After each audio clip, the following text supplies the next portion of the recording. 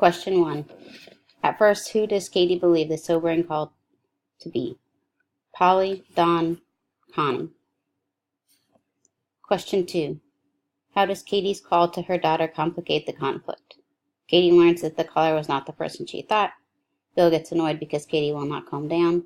Katie grows concerned because she learns that Polly is unhappy. Question 3. From Katie's phone call with Polly, readers can gather that Polly is responsible, selfish, or depressed. Question 4. How does Katie feel after she calls her sister Dawn? Katie is afraid that Dawn and her baby are in danger. Katie is angry with Dawn for not answering the phone. Katie is irritated with her children for squabbling. Question 5. What does the conversation with the operator suggest about Bill? He feels superior to others because he is famous. He has patience but is worried about his family. He cares about his fans more than his family. Question 6. What does the camera direction tell the reader about Dawn's front door? That the lock is scratched, that the door is wide open, that the door is off its hinges. Question 7. Why is Katie so determined to discover who the mysterious caller is? She thinks the voice sounds like a member of her family. She knows it is the sound of her own voice. She is worried that the caller has killed her sister. Question 8. Why doesn't Bill return to bed after watching the movie? He suffered a fatal heart attack. He was killed by a brain tumor. He fell asleep in his chair during the movie. Question 9. Read the following camera direction from the teleplay. What does it tell the reader? The mysterious caller has died. Hank has died. Bill has died. Katie has died. Or Jeff has died. Question 10. What was the most important event from the 5th anniversary of Bill's death?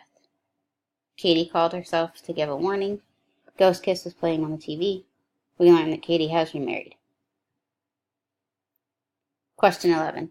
The events on the 5th anniversary of Bill's death show Katie has not recovered from her grief and is still haunted by Bill's passing. The family no longer views Bill as a member of the family. Polly has accepted that Hank is her new father.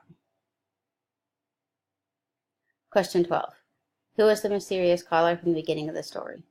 Katie, Polly, or Bill? Question 13.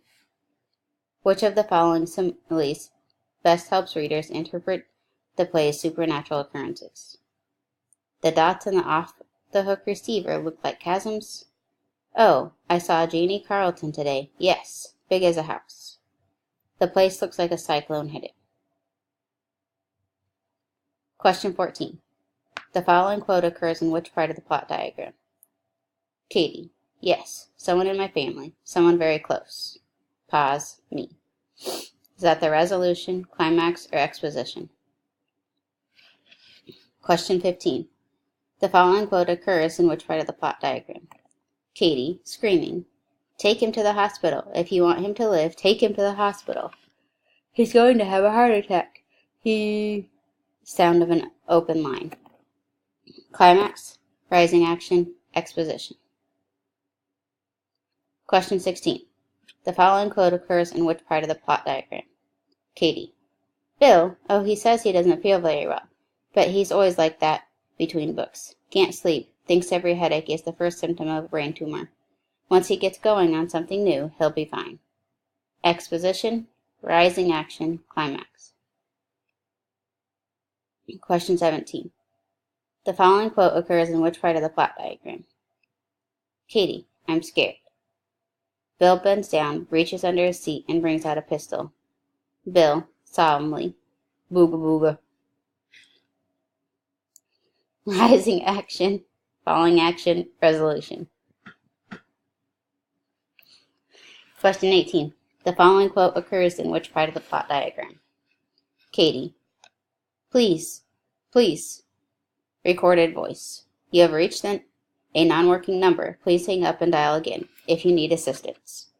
Katie hangs up again. Tears stream down her face. The camera pans away, down to the telephone. Is that the following action, resolution, or exposition? Question 19.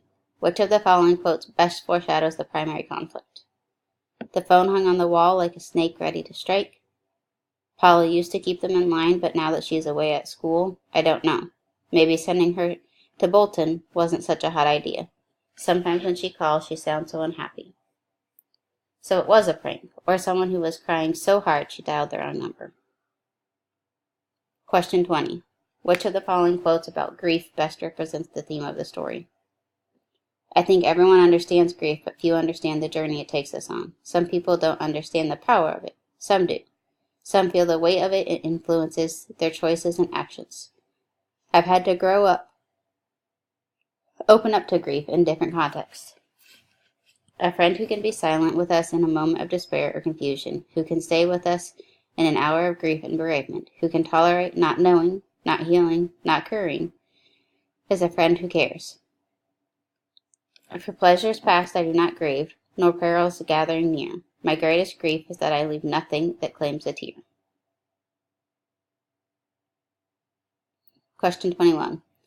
Which of the following images best demonstrates the meaning of the word squabble? Question 22. Which of the following is not a synonym for amiable? Friendly, likable, sympathetic, disagreeable, sociable. Question 23. Which of the following would most likely be described as strenuous? Running a marathon, walking to school, using your MacBook. Question 24. Our boss said the meeting would continue after a short interlude, squabble, chasm.